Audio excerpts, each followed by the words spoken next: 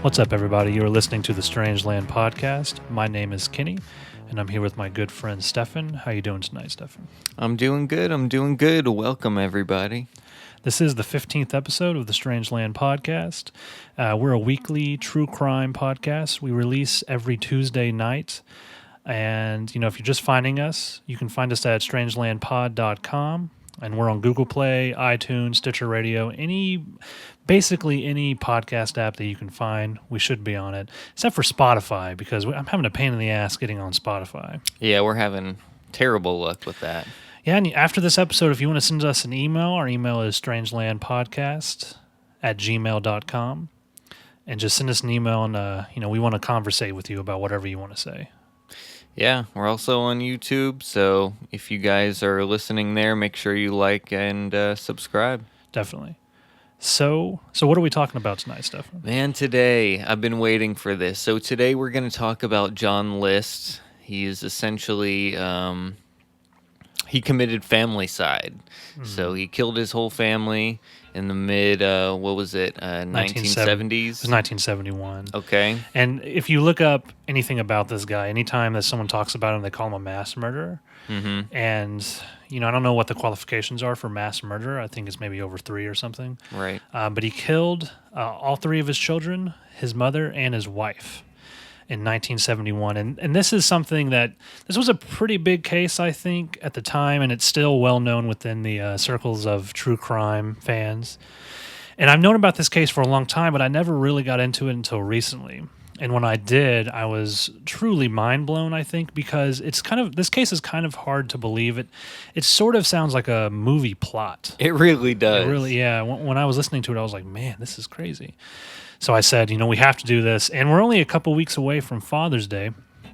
And so I think, this is a good Father's Day episode for us. Definitely. It's a great tribute. Exactly. John was born John Mill List, and he was born in Bay City, Michigan on September 17th, 1925. His father was John Frederick List, and his mother was Alma Marie Barbara Florence.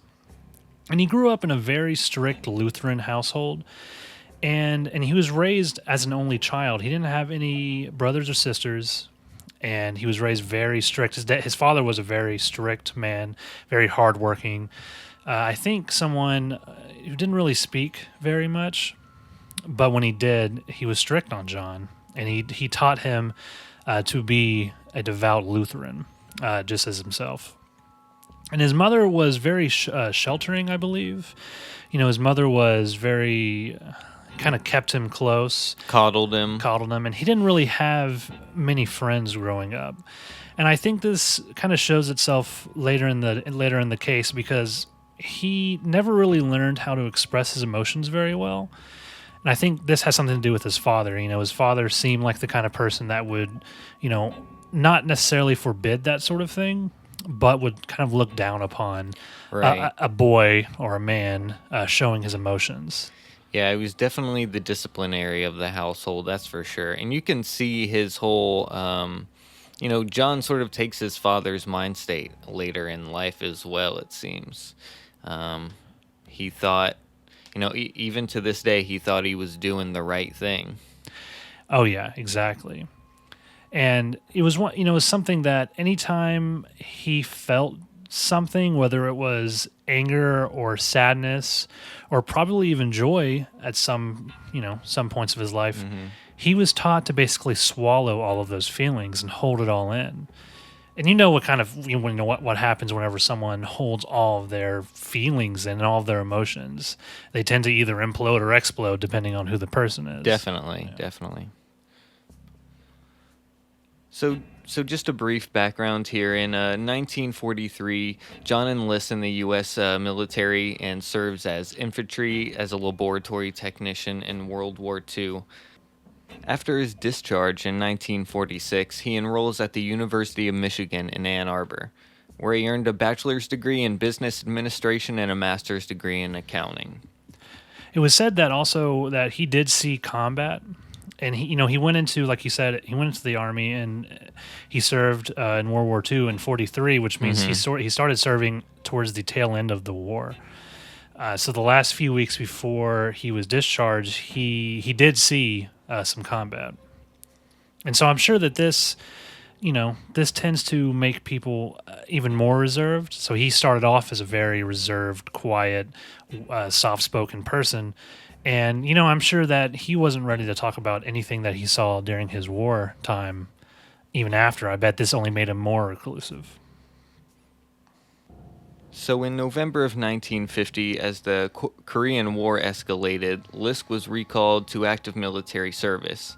At Fort Eustis in Virginia, he met his wife, Helen Morris Taylor, the widow of an infantry officer killed in action in Korea. So John and Helen get married on December 1st, 1951 in Baltimore, and then the family moves to Northern California where Lisk served as an Army accountant. After the completion of his second tour in 1952, works Lisk for an accounting firm in Detroit, and then as an audit supervisor at a paper company in Kalamazoo, where their 3 children are then born. And really, you can even tell from here that Lisk is bouncing all around from job to job, and that's sort of a trend we'll see throughout this entire story. He couldn't hold anything down.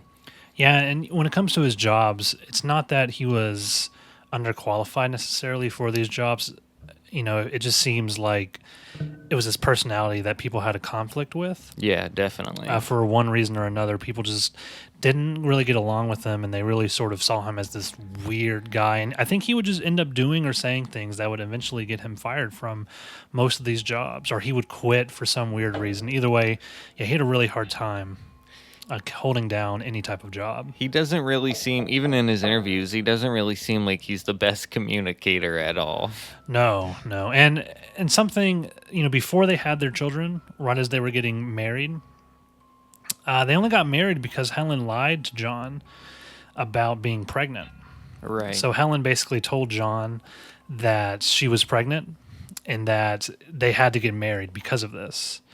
And of course, when she didn't give birth, 9 months later or whatever, this sort of deep feeling of resentment starts to build with him just over this one act. So it's one thing that is sort of starting him down this road of resentment. Oh, yeah, totally.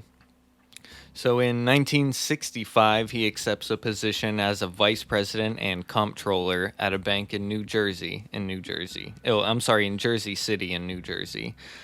So he moves with his wife and his children and his mother into a huge 19-room mansion that's called Breeze Knoll. And this place, if you see pictures of it, which we'll post on the YouTube video, it's a beautiful house. It really is. It's an old style. It looks amazing.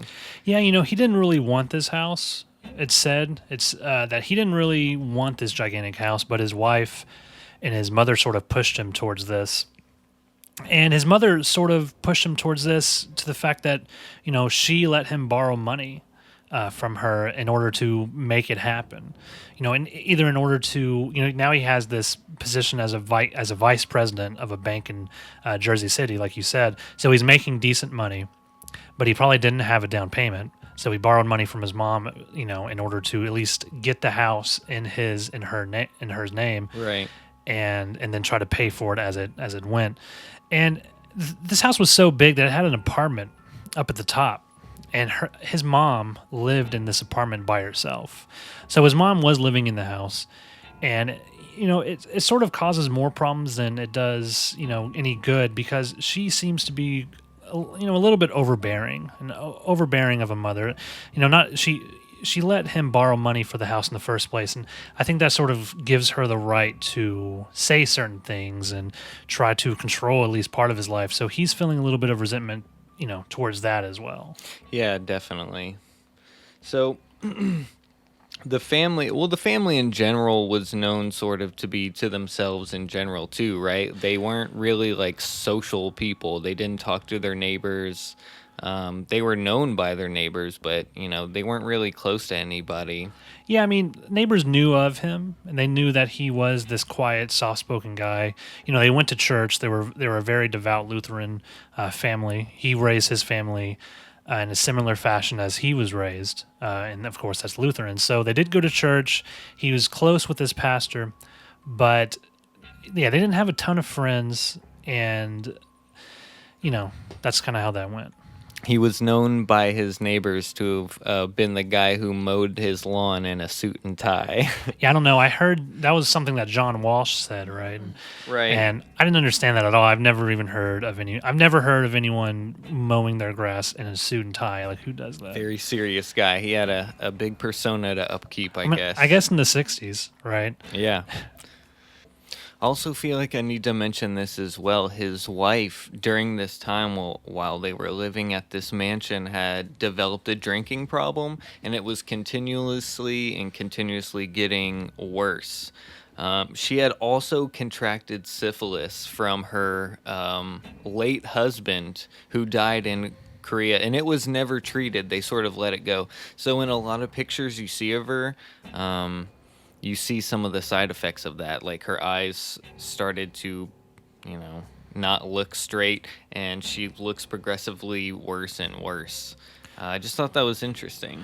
Yeah, and that's another part of this resentment that I've been talking about with John. And only after a year of working as a vice president at that bank, he was fired from that job as well. And this was very embarrassing. Again, he's a very strict religious man, and he feels he has to be the person to provide for his family. Now that he's lost all these jobs, he's very embarrassed. And he didn't even tell his family that he had been fired from this one. He would actually still wake up and perform his daily routine, getting his children ready for school and fixing breakfast, getting his suit and tie on, and leaving the house.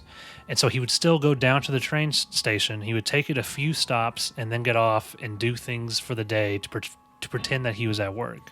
Dude, that is fucking terrifying. Yeah, I mean, he takes naps. He goes just wandering around, maybe stays in the train station. Right. But he is so embarrassed about losing this job that he pretends to still go to work. Again, yeah, just simple communication, I feel like, really could have changed this entire situation.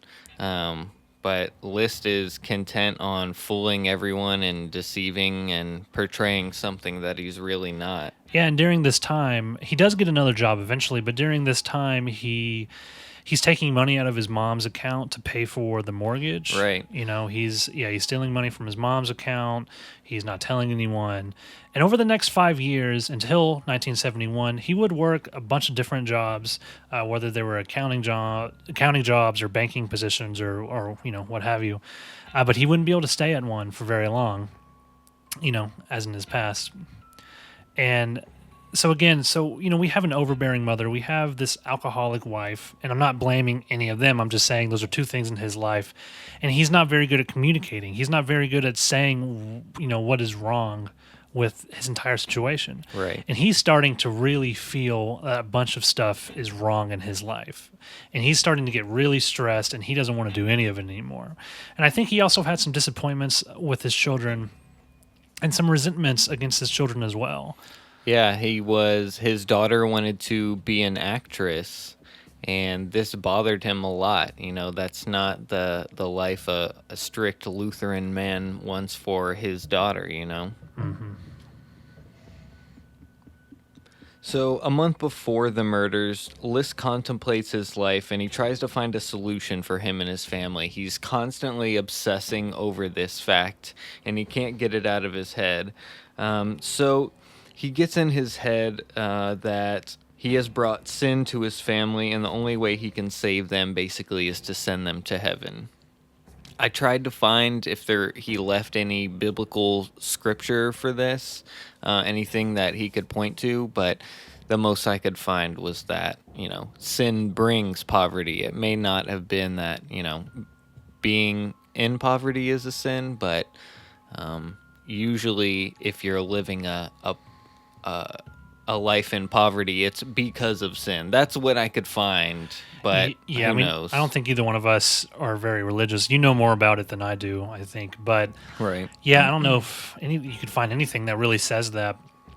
And it's really weird because List, he ends up not killing himself. And so he kills his entire family because of this, because he wants to send them to heaven.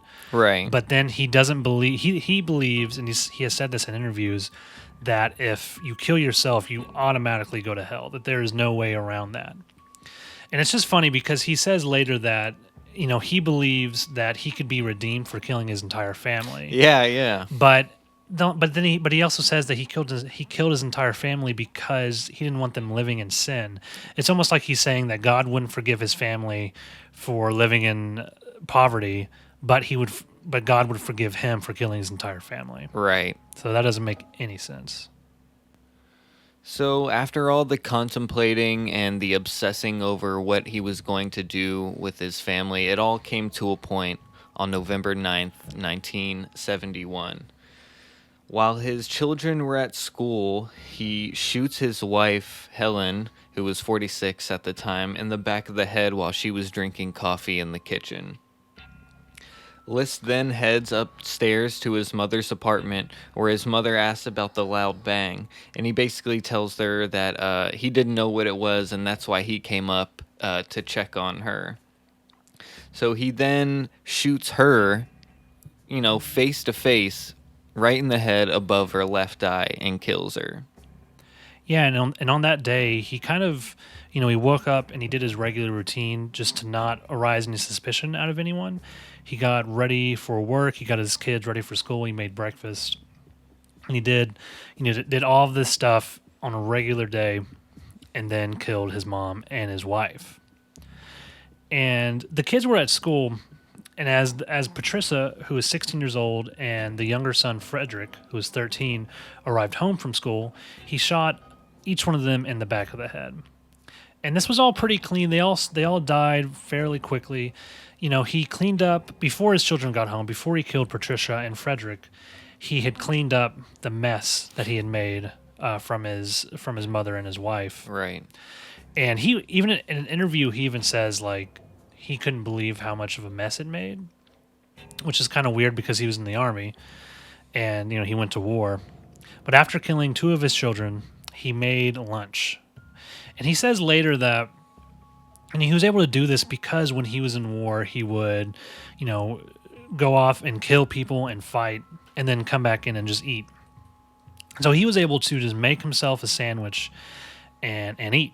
That's insane. Yeah. And so between Patricia's and Frederick's deaths, he ate lunch. He went to the bank to close his and his mother's bank accounts. And he also took the money out of his mom's bank account.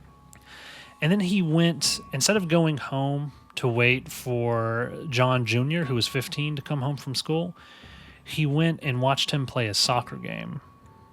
So his son was in the middle of a soccer game, and he even says in an interview in prison later that, his son was actually having a pretty good game, and he was having fun. Right. And he watched him play this game. That's so crazy to think about that, Yeah. He was able to blend really into his surroundings and keep his cool, but at the same time do such murderous acts. This is something that sort of makes you think that he really might be a psychopath. I mean, he lacks emotion, strongly, and he doesn't have a good way of showing it. If when you listen to him in his prison interviews after everything, he really seems like, he really believes that he did everything for a good reason and that he has zero remorse.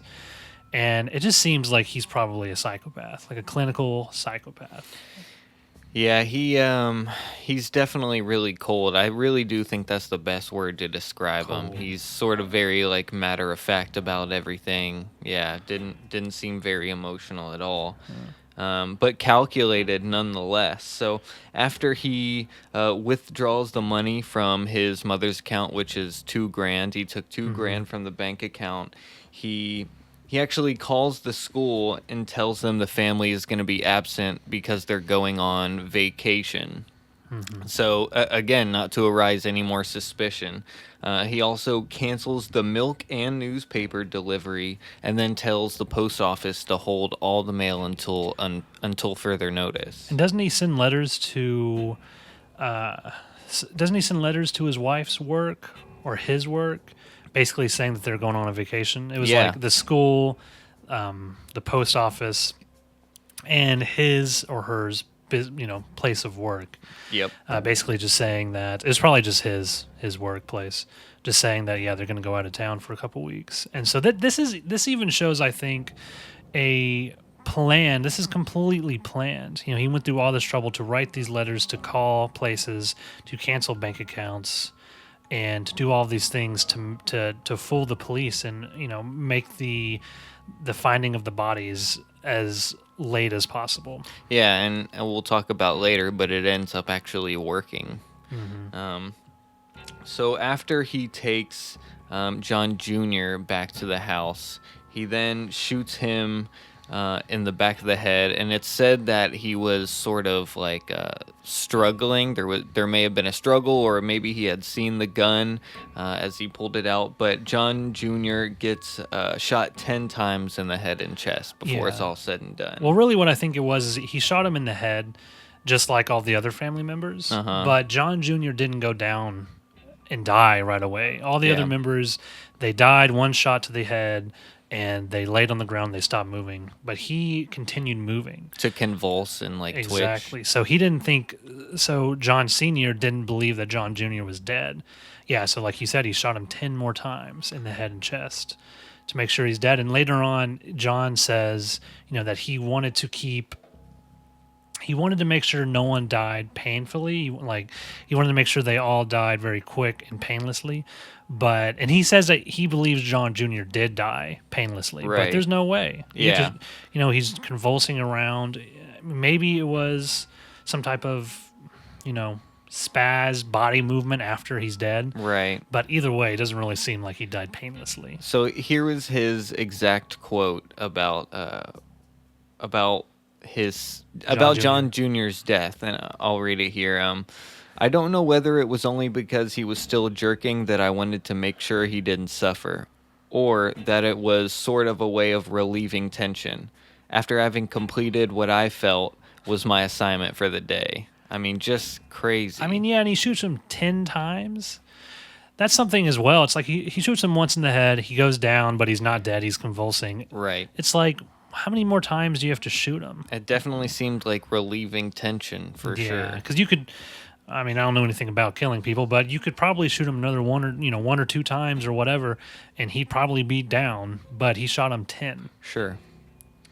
And he used a 22, Colt 22 revolver. That was his father's, and he used a 9mm 1912 semi-automatic handgun. And I believe the Colt 22 was also a wartime weapon. Yeah, so it was like a vintage. Exactly, yeah. So he used both those weapons in these murders. And so, we talked about all the stuff he did to make it, to make the bodies harder to find, or not harder to find necessarily. I mean, he laid all the bodies out in the hallway, besides from his mother's. He said his mother's body was too heavy to move down from the apartment, but everyone else's bodies he laid in the hallway, I believe. It was the ballroom. The ballroom, yeah. And he kind of laid them in sleeping bags. And he left a 5-page letter to his pastor, which was found on the desk in his study. And basically, he said that he saw too much evil in the world and that he was killing his family so they wouldn't have to live in, everything we already said, so they wouldn't have to live in sin because he was going bankrupt. And he says that he really just felt like he could trust his pastor a lot, that he was the only person that he would be able to open up to and actually talk to about what had happened. And it's pretty ironic because later they used this letter as a main part of the trial. Right, to prove that he did it, exactly. So, as you just mentioned, he brings all of the bodies into the ballroom with the exception of his mother. He puts them in sleeping bags and then starts to carefully clean the scene. He wipes everything down, fixes everything, and then proceeds. I thought this was crazy. He then proceeds to cut himself out of every family picture in the house before he leaves. I mean, we'll talk more about this letter here, but I just wanted to mention that he cuts his pictures out of family photos and destroys evidence. Well, I think that's really just so that the police wouldn't have a good picture of him. Or at least that was what he claimed. It was, because this isn't the days of Facebook and everyone has a million selfies of one another, just available at any time. Right. I'm sure they had pictures of him, but he wanted to make it harder to, I guess, for them to identify him and see what he looked like right off the bat. And it definitely ends up helping him out, which is just for sure. Which is just shows the meticulousness of this crime and how well thought out, he had it. It wasn't just like he had killed everyone and didn't think about it at all and then just left. He did all of these things. He cut himself out of every single picture in the house. And he turned on the radio to a religious station and turned all the lights on in the house, locked up the entire house, and left. Well, also, he turns down the AC before he leaves as well to keep the bodies from decomposing quickly. So I just wanted to touch a little bit on the letter that he left his pastor. In this 5-page letter, he basically explains, he gives 4 reasons why he did what he did. A quote here that I have written from him is, "At least I'm certain that all have gone to heaven now. If things had gone on, who knows what would be the case." It's just pure delusion speaking there. But anyway, so his first reason that he gives was, "I wasn't earning anywhere near enough to support us."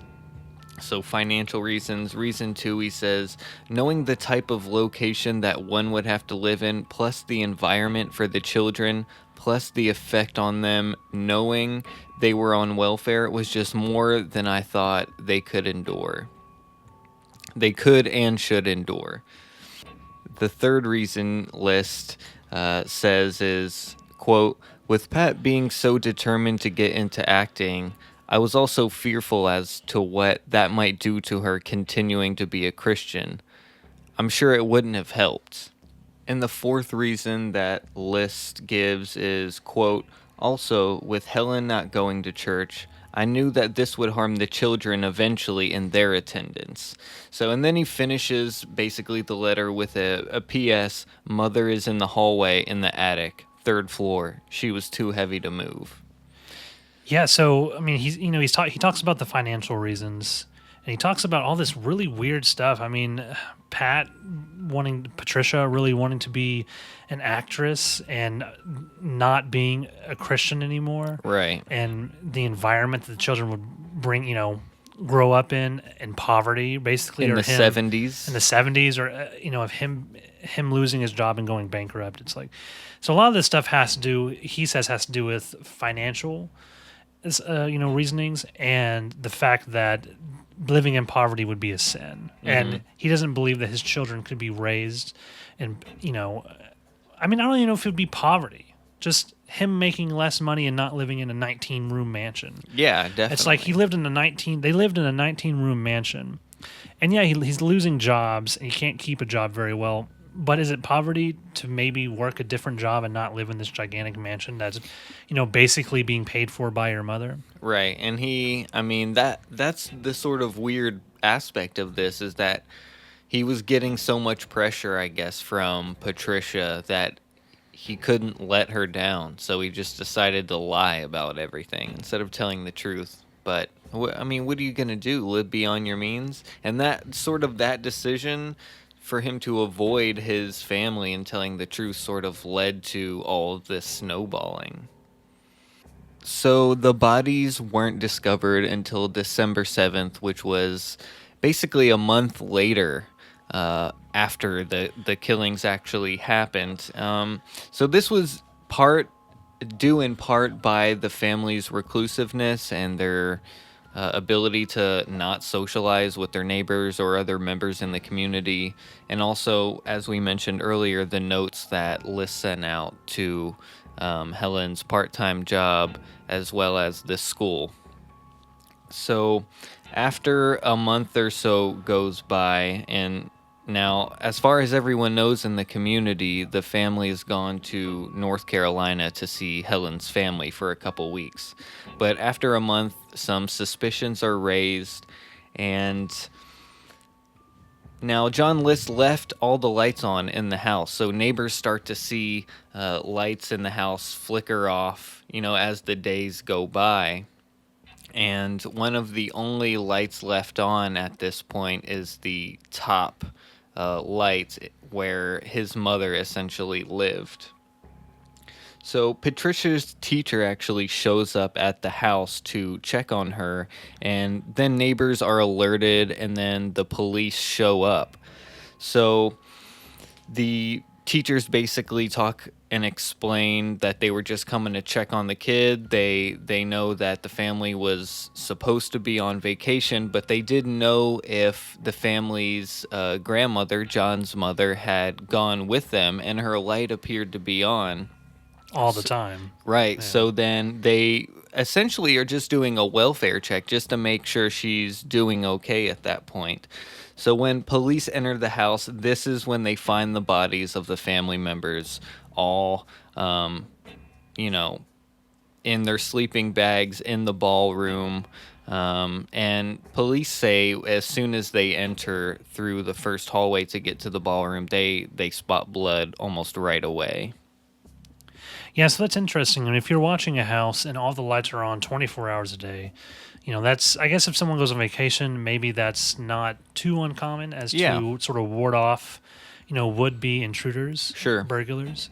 But as you start to see every light, one light every couple days turn off, that's kind of weird. I think that would definitely arise suspicion from neighbors. The police say there's a policeman that said in a interview that he had just seen the movie Psycho, and so he was super creeped out. And the top lights from the third floor had like dimly lit the bottom floor.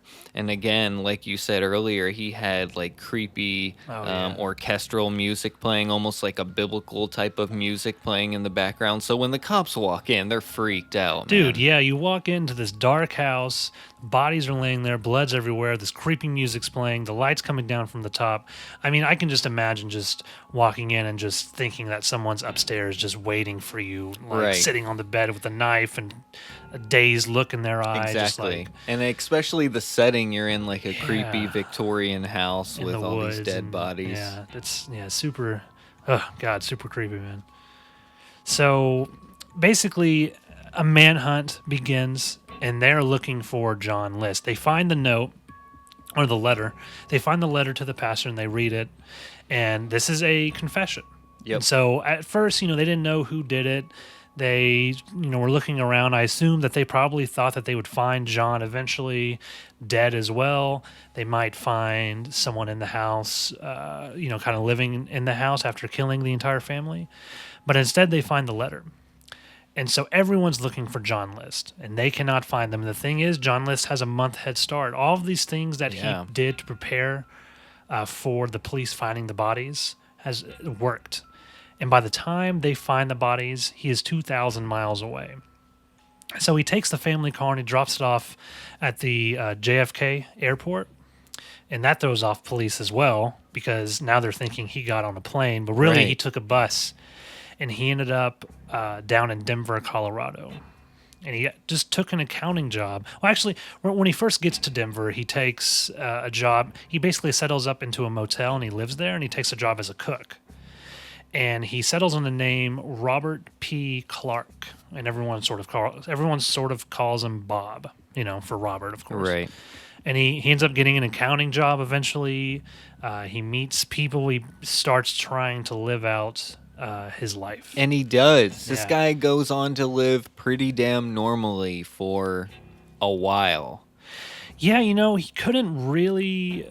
I don't think you could really do that nowadays, man. You couldn't just like kill your entire family and then hop on a bus and go 2,000 miles away and live for 18 years as a different person. It's really weird, man. And he worked as a cook at a hotel restaurant. He got an accounting job, and as time went on, he thought less and less of his family, and now he just says that he's just happy to be free and not be incarcerated if it's not necessary. Right. Yeah. Necessary. That's what he says. I mean, he seems to be to live a pretty normal life after this, and which is interesting, especially for, well, they say that most, people who commit famicide typically will do this. They'll go on, and they just had to get this compulsion out of the way. I mean, we'll go on to later, he was also diagnosed with OCD, but that's what happened. He just obsessed over it and had Well, it was to also a had to take care personality of it. disorder, right? It Right. was the obsessive compulsive personality disorder. So, yeah, I mean, this was something I honestly think. I think this entire thing, how he can just kill his entire family and move and live on with his life, and not have any remorse at all, just shows how much of a psychopath he actually is. Right. And so at this point, while he's in Denver, he actually joins another Lutheran congregation. He's running carpools for church members. And at one religious gathering, he ends up meeting Dolores Miller and marries her in 1985. So for about 3 years later, in February of 1988, the couple moves to Virginia, where Liz starts a new accounting job. Now, mind you, this is 1988. The murders happened in 71, so this is what, 17? About 17 years? Yeah, and it's pretty interesting because how do you get married? I don't really understand how any of this works, but it's like, how do you move, change your name, and get married, and get an accounting job? Because it's like, I guess you can meet people who can hook you up with fake IDs and everything like that. You can Sure. definitely do that, especially in the 70s and 80s. Yeah. But it's interesting how he even got a job as accounting. I mean, maybe he set up a fake degree because his degree is in his old name. Right. So maybe he obviously knew what he was doing, and he set up a fake degree or something. But yeah, now he's remarried and he's working, these new accounting jobs. And he spends almost 20 years evading the police. But people in Westfield, and in fact all of New Jersey, don't forget about this. Everyone looks for John List. Everyone wants to know what happened to this man. Every year around the time that it happens, or every year around the anniversary of the murders, papers in the entire state run, big stories on where is John List. And in the time that he spent on the run, he would become one of FBI's most wanted fugitives. And the police office, they'd been receiving hundreds of tips over all of the years, but nothing really came from any of the tips.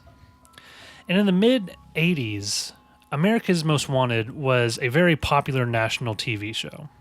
And I think we all remember America's Most Wanted. Yeah. I was born in 90, so I was born a few years after this case, ended, and years after America's Most Wanted became as popular as it was.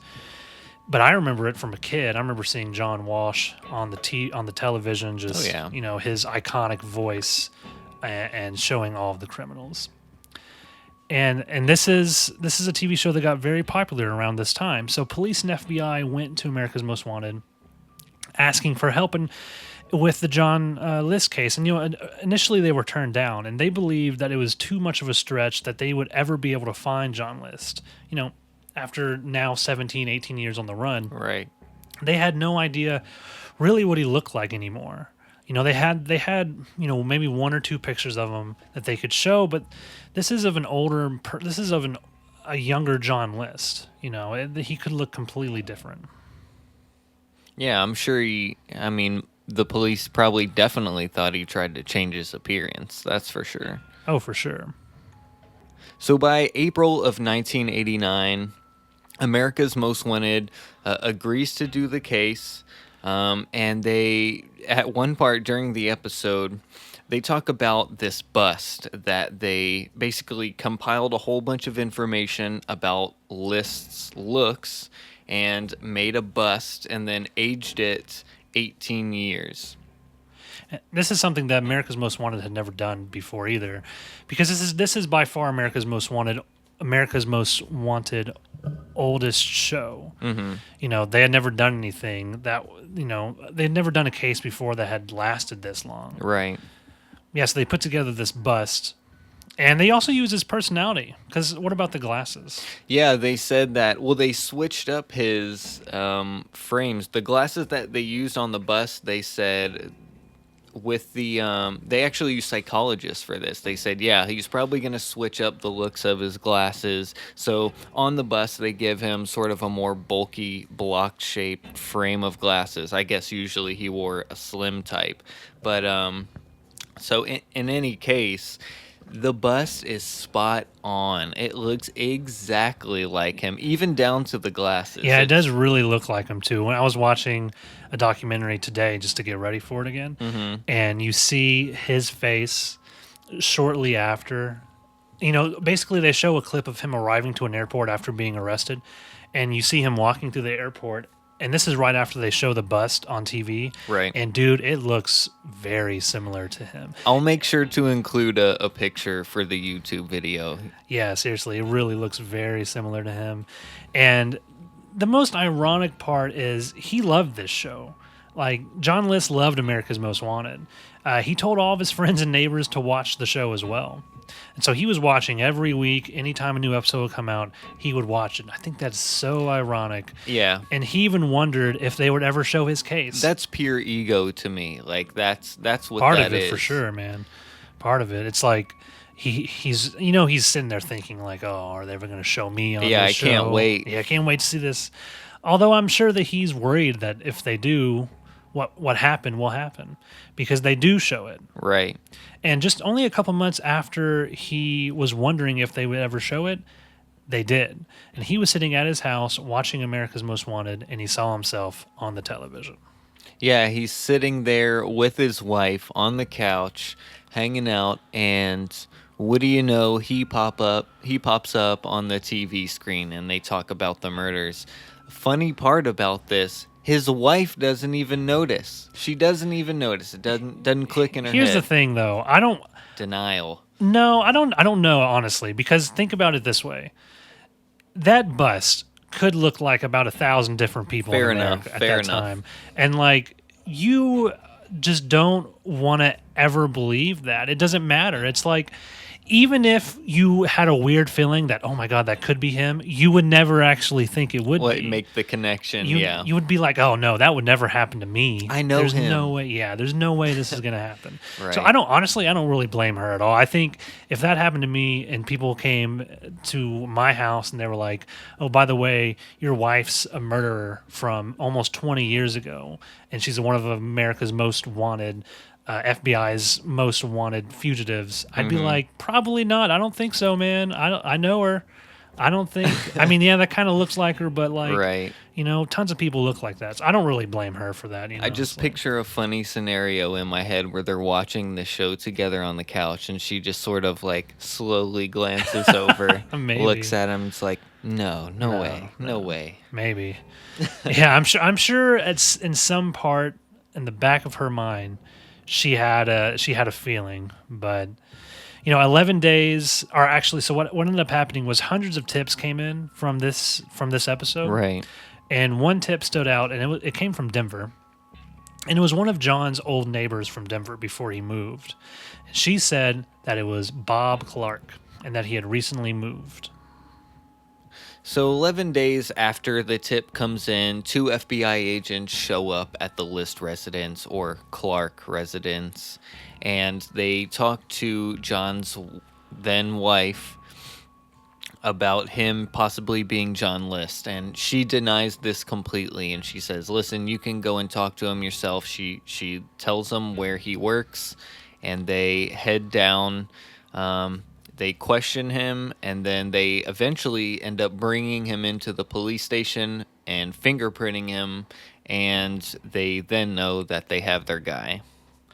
Yep. And even after the fingerprints come out, and even after everyone knows without a doubt that this is John List, he still denies it. He doesn't, even while looking at the fingerprints in person, he does not. For a couple months, right? Well, he doesn't admit it until court.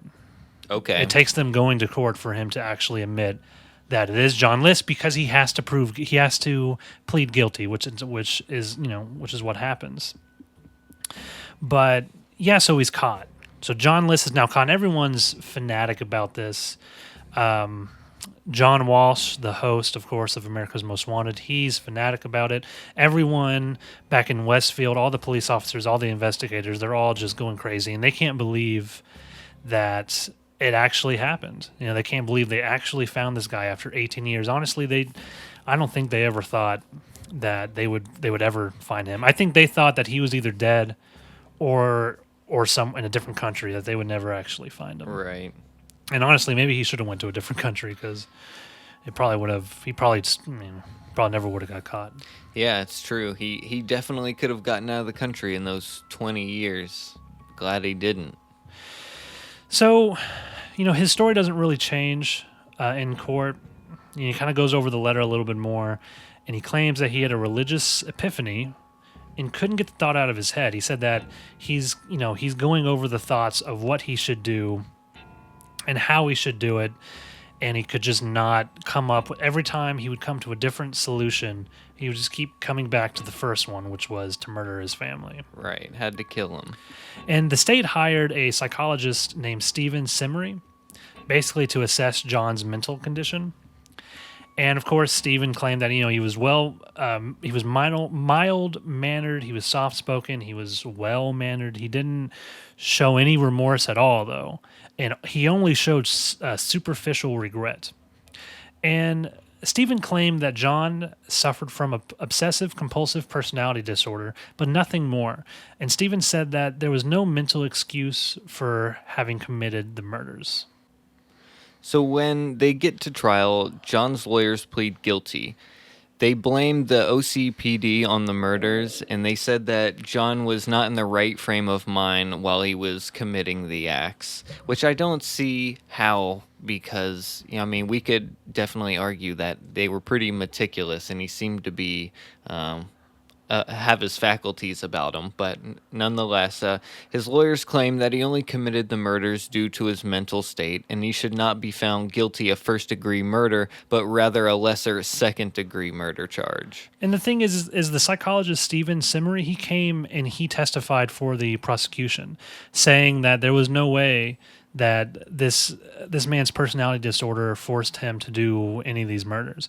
And something that John List says in court is that he doesn't believe that he says that he only committed the murders because of his mind, the state of mind, his mindset that he was in, and that he should not be held accountable for it. He literally said that he should not be held accountable because he was not in the frame of mind to make cohesive decisions. I'm not even surprised he would say that, honestly. Not at all. And the thing is like, this is all bullshit, because if you go and really look into this case, into the trial, he was in such a right state of mind. He was completely the opposite of what he's trying to portray himself to be. He did everything so meticulously. He left the letter that was well worded, that was really drawn out, a 5-page Didn't seem frantic. Letter. Yeah, 5 pages. I mean, he did all of this stuff. He killed his entire family. He turned the AC down to make their bodies decompose slower. Right. He turned the lights on. He turned music on. He sent letters out. He called. He called the bank. Yeah. Or he went to the bank. Canceled newspapers. Canceled milk newspapers. Deliveries, cut himself out of the photos. He did all of these things, and it's like there is no way that a person, not in their right state of mind, and to such a degree that would force them to that would force a person to kill his whole family. There's no way that could happen, and that he would be able to meticulously pull off this entire plot like he did. Yeah, agreed. So it doesn't make any sense. And the letter to his pastor really goes against him in trial, because it is so, like I said, it's so well worded. It's such a good documentation of everything that was happening and his frame of mind. Yeah, it gives you a lot of insight on where he was coming from. Yeah, and the defense tried to get the letter thrown out in court. They said that since it was supposed to be given to the pastor, then no one else was supposed to read it, and that it shouldn't have been read by the police, so it shouldn't be used in court. And luckily the judge was like, no. Right. We're using this. Yeah, I'm glad. Obviously. Glad that was the case. So, on April 12th of 1990, List was convicted of 5 counts of first-degree murder. At the end of the trial, the judge would say, John Emil List is without remorse and without honor. And I thought this was a pretty cool quote. After 18 years, 5 months, and 22 days, it is now time for the voices of Helen, Alma, Patricia, Frederick, and John F. List to rise from the grave, which is pretty true. They got their justice on that day. Yeah, there's something that John List says that really, it's like, it really annoys me and it really pisses me off, honestly. It's, I try to stay objective about all this stuff, and obviously there's no way to stay objective about this. You just, Right. you just want to hate this guy. But something he says just really bugs me. And he says that when he's in prison, he has interviews, and he says that he looks at it like he's already served his parole time. So he looks at it like he's already done his parole. He started with his parole and then went to Right. prison, which I don't know why that really pisses me off. It's just Yeah. he's saying that, like, that's fine. It's not a big deal that I'm in prison. I still was got free. to live my life. Yeah, I was free for 18 years. I'm going to die soon. And he also says about how much better prison is than outside life. He says that he's safer in prison without people driving like crazy, that he feels like he's contributing to the prison. He has a job. He does all these things. He never, ever, ever shows a single ounce of remorse. He believes he's going to go to heaven. He believes that what he did was right. He believes that, he being in prison at the moment is probably better. Right. And that he served his parole before he went to prison. All these things just Yeah, his really pissed me interviews, off. his interviews are the worst, man. Like you really get a good feeling on how cold this dude really was. Like he was talking about when he shot his son in the back of the head, John F. Jr., John F. List Jr. But then he says, I think he says during the interview, this isn't a direct quote, but it's, I shot him a couple times to make sure he didn't suffer. And then he chuckles and goes, how compassionate. It's just like, that was a pretty good impression. killed me, man. It How was compassionate. yeah, I've been practicing. Yeah, he's such a piece of shit. It was pretty man. cringy, Yeah, yeah. he really. This is the guy that, I don't know. It's just something about him. When you watch his interviews from when he was in prison, he just talks like he did nothing wrong, man, and that. I don't know. He's a really hard person to watch interviews of. Yeah. But you should, honestly, because I recommend watching interviews of him because it's a pretty good way to get information out of this case. But Yeah, definitely. so in March of 2008, List dies from complication of pneumonia at the age of 82. And so this is 20 years after. Right. He spent 20 years in prison, basically, and he dies from pneumonia. And I think he was sentenced, of course, to the 5 years, 5 counts of first degree murder to all be consecutively served. So I'm not sure if there was I think there was a death penalty at the time, but at the time of the murders in 1971, there wasn't.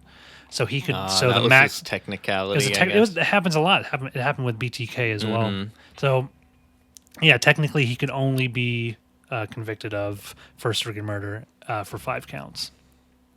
Yeah, and so the real ironic part of all of this is the house that they lived in, the 19-room mansion, Breeze Knoll. About a little less than a year after the murders took place, it burnt down. It was destroyed by arson. And the crime was never solved. So who knows who did it? It could have just been some people locally that were just mad about the case, or it could have been kids or whatever. But for some reason, it burnt down. And destroyed along with the home was the ballroom stained glass skylight. And what was so special about this skylight, Stefan? So this was actually a Tiffany original, worth in its day $100,000. So with inflation, it's a $500,000 skylight in this house. Ironically, in the room he drug his family into, he could have just looked up and his problems could have been solved. Yeah, and the reason this is so ironic is, because he claims that it was all financial reasons. He Right. claims that he was going bankrupt and his family couldn't live in poverty because it'd be a sin. Like you said, meanwhile, his entire dead family is laying in the ballroom underneath $100,000. It's like, I wonder how he felt about that. He's dead now, but I'm just curious. He found that out through the Yeah. grapevine while he was in prison, that existed in his house. The thing is to me, it's not as ironic as most people say it is, because I don't personally believe that he actually killed his family because of financial reasons, because Yeah, of same. I mean, I think I think we've sort of discussed this, but I think that he killed his family because he just didn't want the burden of having a family. He was overburdened by his mother, his wife, and his 3 children. He wanted to be free, and that's exactly what he did. So Well, I think his compulsive nature also forced him to dwell on this, and with every power of his being, he could not focus on anything else, and he had to do it. And that's what you see with mass murderers like this who kill their family. I'm not saying he's special in any way, but he follows the trend that a lot of these family side murderers do. yeah, and I think if he had known about the stained glass, if he had found out about it, I think it would have only just delayed everything. He Right. probably would have gotten it, sold it, done whatever, and then killed his family. I don't think that it would have actually stopped him from killing his family at all. Because then he would have had more money to start a new life. It would have been much easier with the Sure. stained glass. So I think he still would have killed his family 100%. Yeah. And so that's the story of John List and how he murdered his entire family.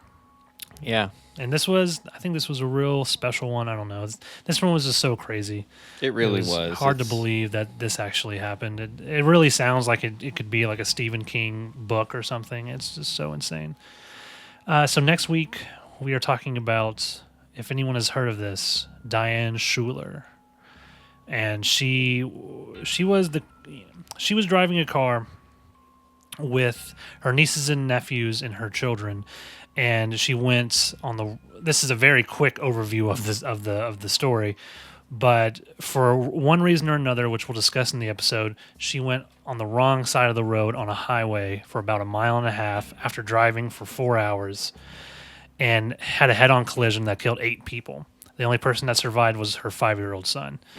And I think it's mostly solved, but there's still some questions that need to be answered. And the story just needs to be told regardless. Right. Because it's such a sad, insane story. So next week we are talking about Diane Schuler. So check that out. It will be out on Tuesday.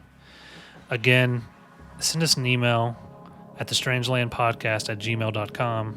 Check out our website, strangelandpod.com, and search us up on YouTube and Facebook. Thanks, guys.